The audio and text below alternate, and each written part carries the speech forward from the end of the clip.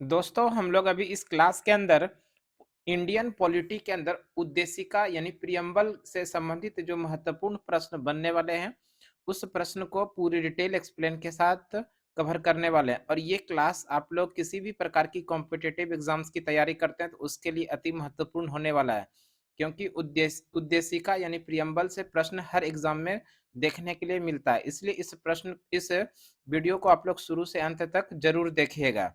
और इसके बाद इस क्लास के बाद हम आप लोगों से कुछ प्रश्न ऑब्जेक्टिव टाइप के जो प्रश्न प्रीवियस ईयर में एग्जाम में पूछा गया है उसको भी बताने का प्रयास करेंगे। इसलिए इस क्लास के अंदर आप लोग अंत तक जरूर जुड़े रहिएगा। दोस्तों इस क्लास को हम लोग शुरू करते हैं। देखिए इसमें जो उद्देशिका यानी प्रियम्बल जो है ये प्रस्तावना उद्देशिका उद्देशिका बात करते हैं। हमारे देश भारतीय संविधान के अंदर उद्देशिका यानी प्रस्तावना जो है, हम भारत के लोग भारत को एक संपूर्ण प्रभुत्व संपन्न समाजवादी पंथ निरपेक्ष लोकतंत्रात्मक गणराज्य बनाने के लिए तथा उसके समस्त नागरिकों को सामाजिक आर्थिक और राजनीतिक न्याय विचार अभिव्यक्ति विश्वास धर्म और उपासना की स्वतंत्रता प्रतिष्ठा और अवसर की समता प्राप्त करने के लिए तथा उन सब में व्यक्ति की गरिमा और राष्ट्र की एकता और अखंडता सुनिश्चित करने वाली बंधुता बढ़ाने के लिए दृढ़ संकल्प होकर अपनी इस संविधान सभा में आज तारीख 26 नवंबर 1949 मिति मार्ग शीर्ष शुक्ल सप्तमी संमत 2006 विक्रमी को एतत् द्वारा इस संविधान को अंगीकृत अधिनियम और आत्मसमर्पित करते हैं।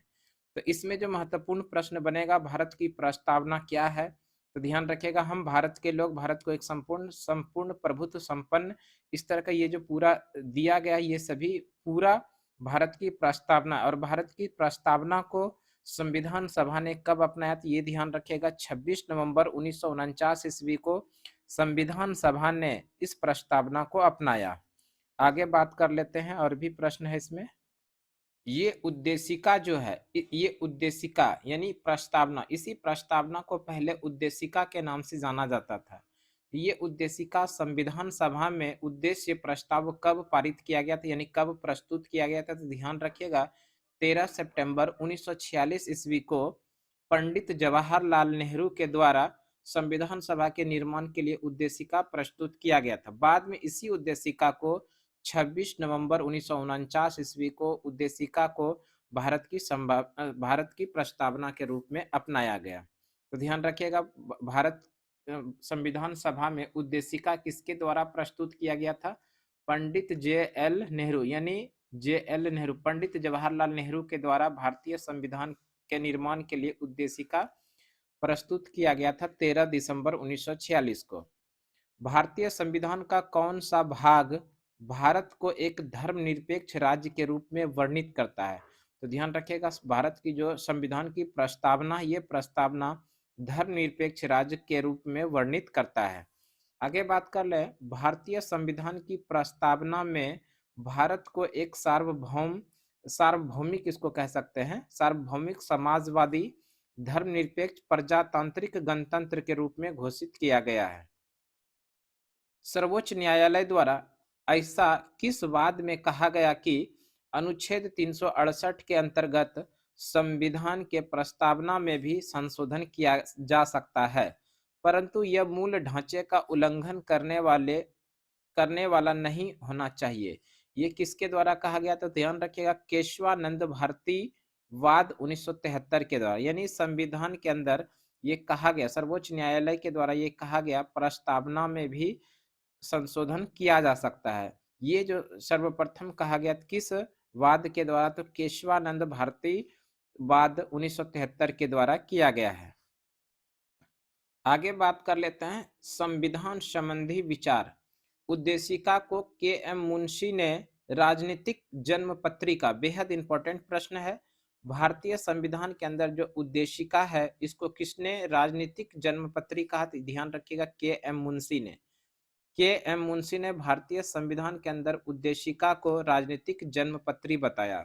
वहीं पर ठाकुर दास भार्गव ने संविधान की आत्मा, बेहद इंपॉर्टेंट है इसको ध्यान रखिएगा, भारतीय संविधान की आत्मा किसे कहा जाता है, उद्देशिका यानी प्रस्तावना को। उद्देशिका यानी प्रस्तावना को सर्वप्रथम संविधान की आत्मा किसने कहा था? ठाकुर दास भार्गव ने। बेहद इंपॉर्टेंट प्रश्न है, ध्यान रखिएगा। तथा एएन पालकीवाला ने संविधान का परिचय पत्र कहा, यानी कि एएन पालकीवाला ने संविधान का परिचय पत्र किसको बताया था? तो उद्देशिका को यानी प्रस्तावना को। ये भी ध्यान रख लीजिएगा, भारतीय संविधान के अंदर प्रस्तावना, जो इस प्रस्तावना को भारतीय संविधान का परिचय पत्र किसने कहा? एन ए पालकीवाला ने ये संविधान का परिचय पत्र कहा था। बात कर लेते हैं अनुच्छेद 32। अनुच्छेद 32 के अंदर जो है संवैधानिक उपचारों का अधिकार है। संवैधानिक उपचारों का अधिकार अनुच्छेद नंबर 32 के अंदर है, और इस अनुच्छेद नंबर 32 को डॉक्टर भीमराव अंबेडकर ने संविधान की हृदय एवं आत्मा बताया। अनुच्छेद 32 को भीमराव अंबेडकर ने संविधान की आत्मा यानी हृदय कहा था। ये अनुच्छेद 32 को डॉक्टर भीमराव अंबेडकर ने कहा था। वैसे भारतीय संविधान का जो आत्मा कहा जाता है वो उद्देशिका को कहा जाता है, जिसको कि सर्वप्रथम ठाकुर दास भार्गव ने कहा था। भारत एक गणतंत्र रिपब्लिक है, इसका क्या अर्थ है? यानी कि रिपब्लिक का मतलब ही होता है भारत में वंशानुगत शासन नहीं है। यहाँ पर आम पब्लिक के द्वारा, आम जनता के द्वारा चुने गए प्रतिनिधि शासन करते हैं, इसलिए वंशानुगत नहीं है, और इस तरह से भारत एक गणतंत्र देश है यानी रिपब्लिक है। आगे का जो प्रश्न है, भारत के संदर्भ में धर्मनिरपेक्ष शब्द का सही भाव क्या है? भारत के संदर्भ में धर्मनिरपेक्ष शब्द का सही भाव क्या है? भारत में राज्य का कोई धर्म नहीं है। किसी भी राज्य के अंदर, यानी भारत के अंदर जितने भी राज्य हैं, वो किसी भी राज्य का कोई विशेष धर्म नहीं है। उन सभी राज्यों में सभी धर्मों के लोगों को रहने का पूरा अधिकार है। इसी का मतलब होता है धर्मनिरपेक्ष। आगे बात कर लेते हैं उद्देशिका में सम्मिलित सामाजिक, आर्थिक व राजनीतिक न्याय के तत्व किससे संबंधित है? यानी उद्देशिका के अंदर सामाजिक, आर्थिक व राजनीतिक न्याय का तत्व ये जो संबंधित है 1917 ईस्वी के रूसी क्रांति से संबंधित है। ये भी याद रख लीजिएगा, रूसी क्रांति कब हुआ था? 1917 में, और 1917 के रूसी क्रांति में से उद्देशिका में सम्मिलित सामाजिक, आर्थिक और राजनीतिक न्याय के तत्व से संबंधित है। आगे है, उच्चतम न्यायालय ने किस वाद में यह धारणा प्रस्तुत की कि उद्देशिका संविधान का अभिन्न अंग है? उच्चतम न्यायालय ने किस वाद में यह धारणा प्रस्तुत की कि उद्देशिका संविधान का अभिन्न अंग है? तो ध्यान रखिएगा, एस.आर. बोम्मई बनाम union of India. SR. Bommai बनाम यूनियन ऑफ इंडिया, इसी के द्वारा उच्चतम न्यायालय ने इस वाद में धारणा प्रस्तुत की कि उद्देशिका संविधान का अभिन्न अंग है। आगे बात कर लेते हैं, सभी व्यक्ति पूर्णतः और समान रूप से मानव है, यह सिद्धांत जाना जाता है। यह सिद्धांत जाना जाता है सार्वभौमिकता का। सभी व्यक्ति पूर्णतः और समान रूप से मानव, यह सिद्धांत जाना जाता है सार्वभौमिकता का।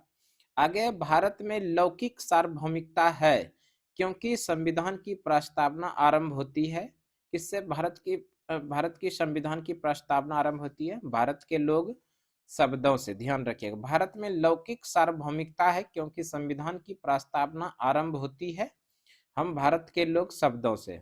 लोक कल्याण शब्द भारत के संविधान की उद्देशिका में नहीं है, बल्कि यह राज्य के नीति निर्देशक तत्व का भाग है। याद रखिएगा, डबल स्टार कर लीजिए। लोक कल्याण जो है शब्द, लोक कल्याण शब्द भारत के संविधान की उद्देशिका में नहीं है, बल्कि राज्य के नीति निर्देशक तत्व का भाग है। आगे है, किस संविधान के द्वारा भारतीय संविधान की उद्देशिका संशोधन किया गया? किस संशोधन के द्वारा भारतीय संविधान की उद्देशिका में संशोधन किया गया है? 42वें संविधान संशोधन 1976 के द्वारा। ध्यान रखिएगा, भारतीय संविधान संशोधन 1976 के द्वारा एक बार उद्देशिका में यानी प्रस्तावना में संशोधन किया गया। अभी तक मात्र और मात्र केवल एक बार भारतीय संविधान के प्रस्तावना में संशोधन किया गया, वो भी 42वां संविधान संशोधन 1976 के द्वारा। आगे बात कर लेते हैं, भारतीय संविधान की प्रस्तावना में जिन आदर्शों एवं उद्देश्यों की रूपरेखा दी गई है उनका विस्तार कहाँ है? मूल अधिकारों, राज्य के नीति निर्देशक सिद्धांतों एवं मौलिक कर्तव्यों के अध्याय में। आगे है, राज्य का सबसे महत्वपूर्ण तत्व क्या है? तो राज्य का सबसे महत्वपूर्ण तत्व है संप्रभुता, याद रखिएगा, राज्य का सबसे महत्वपूर्ण तत्व है संप्रभुता। आगे है समाजवादी, अखंडता तथा पंथ निरपेक्ष शब्द संविधान की प्रस्तावना में किस संशोधन द्वारा सम्मिलित किए गए थे?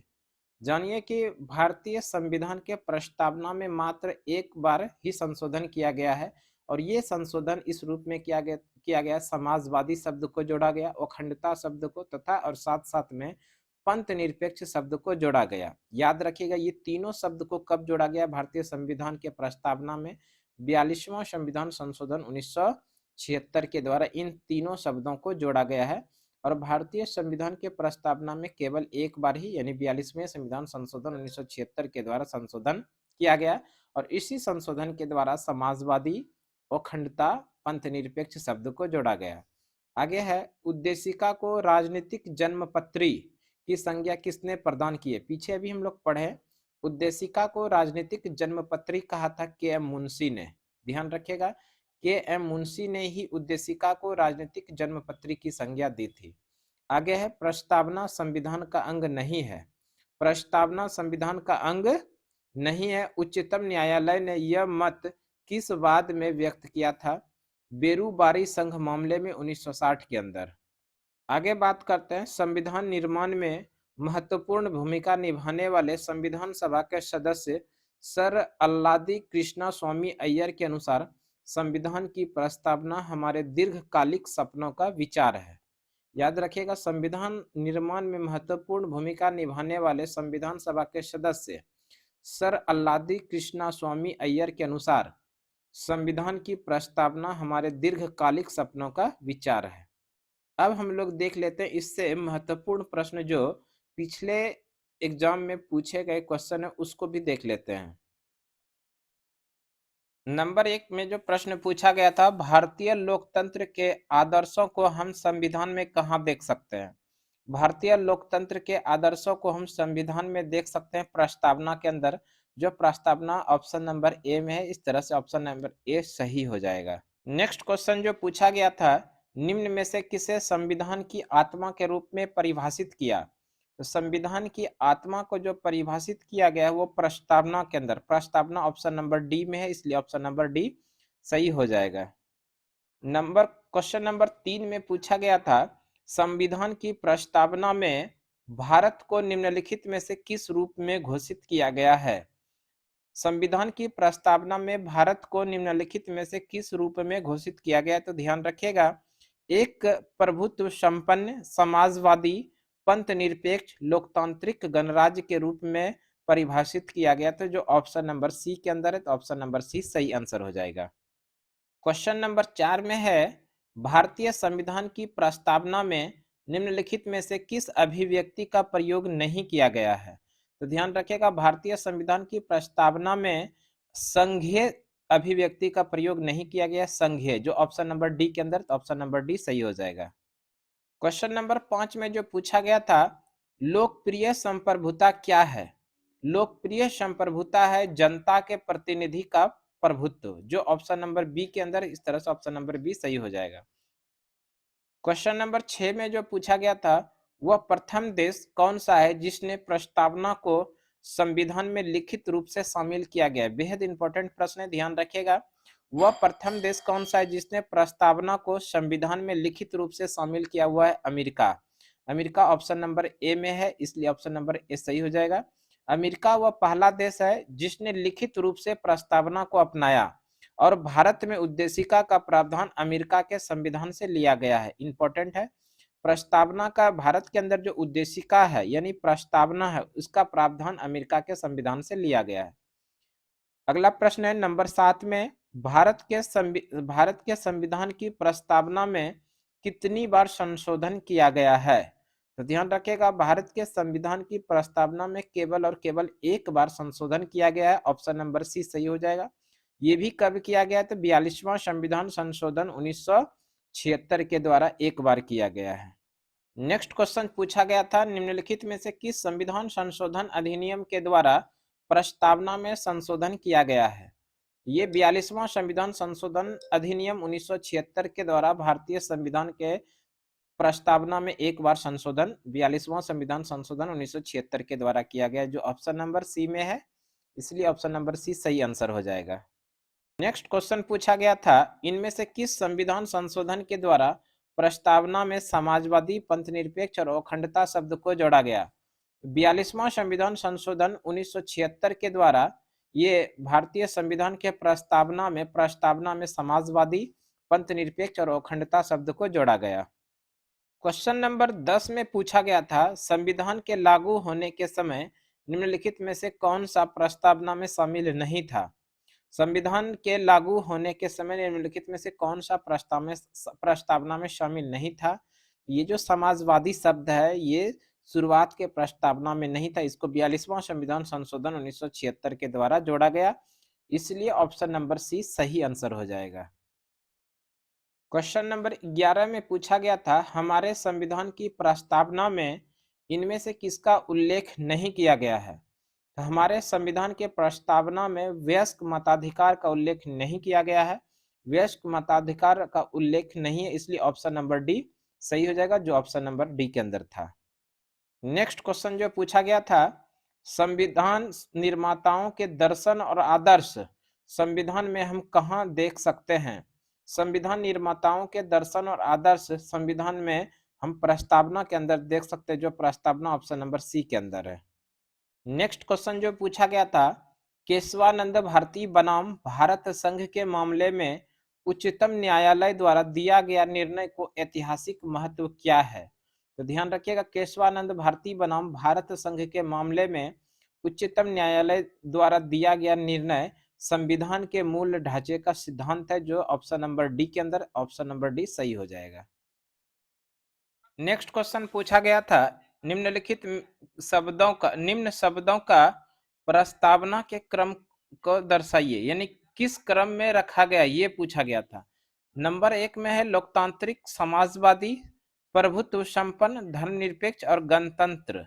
तो इसको जो लिखा गया, सबसे पहले प्रस्तावना के अंदर जो शब्द जुड़ा गया है वह है प्रभुत्व संपन्न, जो नंबर 1 में है। तो ध्यान रखिएगा, नंबर 1 में है प्रभुत्व संपन्न, नंबर 2 में है समाजवादी, नंबर 3 में है गणतंत्र, नंबर 3 में है, ध्यान रखिएगा, नंबर 3 में है धर्मनिरपेक्ष, और नंबर एक में जो है लोकतांत्रिक, सॉरी नंबर 4 में है लोकतांत्रिक, और नंबर 5 में है वो गणतंत्र, जो ऑप्शन नंबर ए के अंदर है। इस तरह से ऑप्शन नंबर 1 सही हो जाएगा।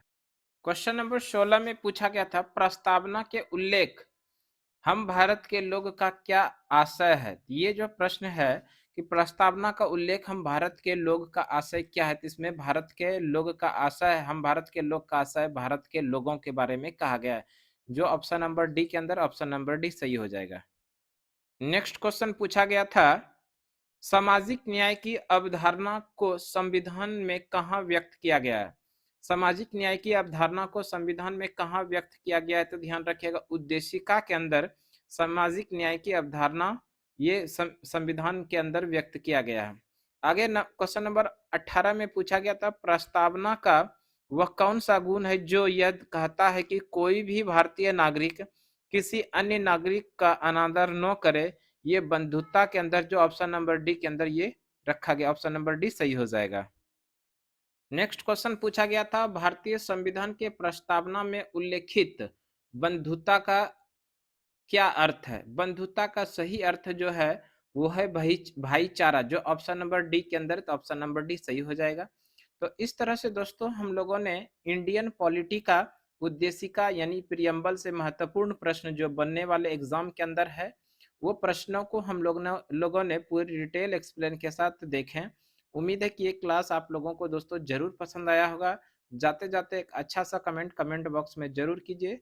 तो आज के क्लास के लिए हम लोग इतना ही रहने देते हैं। अगले क्लास में फिर से इस तरह की नई जानकारी लेकर आप लोगों के लिए बीच फिर से उपस्थित होंगे। तब तक के लिए धन्यवाद दोस्तों। जय हिंद।